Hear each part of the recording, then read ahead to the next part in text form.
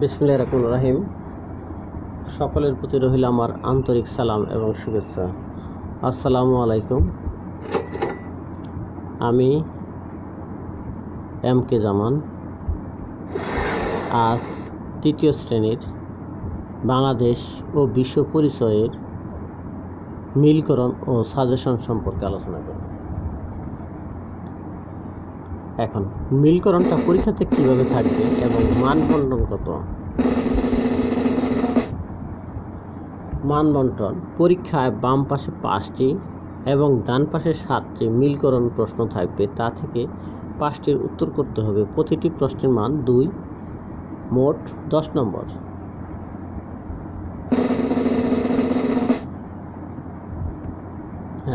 মিলকরণগুলা ছক আকৃতিতে থাকবে, কিন্তু এই জায়গায় তোমাদের উত্তর যেভাবে করতে হয় সেভাবে দেখাই দিল।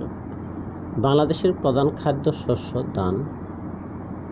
এই পাশে বাম পাশে থাকবে বাংলাদেশের প্রধান খাদ্য শস্য, এই পাশে অনেকগুলো আইটেম দেওয়া থাকবে, উত্তরও দেওয়া থাকবে। এই জায়গায় মিল করে এইভাবে সেন্টেন্সটা লিখতে হবে।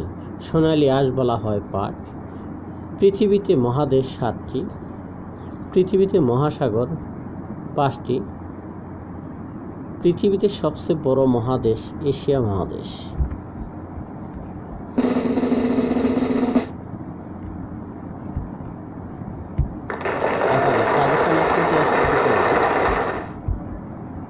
বাংলাদেশের আয়তন 1,47,570 বর্গ কিলোমিটার।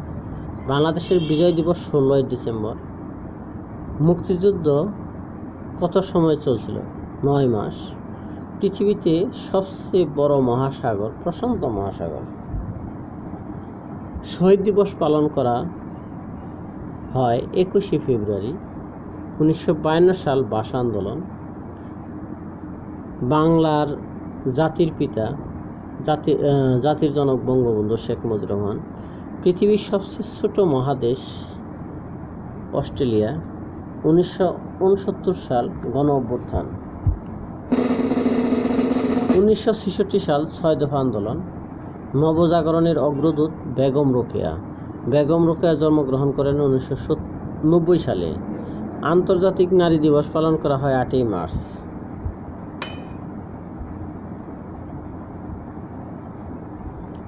সিপাহী বিদ্রোহ 1857 সাল। বাংলাদেশের পূর্ব নাম পূর্ব পাকিস্তান। শেখ মুজিবুর রহমানকে বাঙালির জাতির জনক বলা হয়। বাংলাদেশের অর্থকরী ফসল চা ও পাট।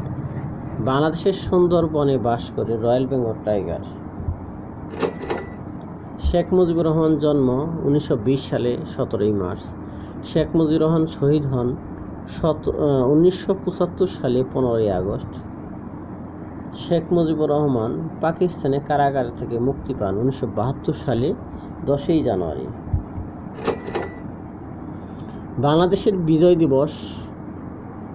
বিজয় লাভ করে 1971 সালে 16ই ডিসেম্বর। শেখ মুজিবুর রহমান স্বাধীনতা ঘোষণা করেন 1971 সালে 26শে মার্চ। 16ই ডিসেম্বর বিজয় দিবস। মুক্তিযুদ্ধের স্মরণে স্মৃতিসৌধ সাভারে অবস্থিত। বাংলা নববর্ষের প্রথম দিন পহেলা বৈশাখ। আমন ধান কেটে গড়ে তোলা হয় অগ্রহায়ণ মাসে। নবান্ন উৎসব গ্রাম বাংলার একটি উৎসব। পহেলা বৈশাখ 14ই এপ্রিল। এই তোমাদের 34টা মিলকরণ আজকে আলোচনা করা হলো। পরবর্তী পার্টে আরও আলোচনা করবে। যদি কোনো সমস্যা হয় তাহলে পাঠ পরিস্থিতিতে আমার নাম্বার দেওয়া আছে, আমার সাথে যোগাযোগ করবে, ইনশাল্লাহ সমাধান করে দেব। আজকের মতো এখানে শেষ। তোমরা বাসায় এই প্রশ্নগুলো মুখস্থ করবে এবং খাতায় লিখবে। আজকের মতো এখানে শেষ।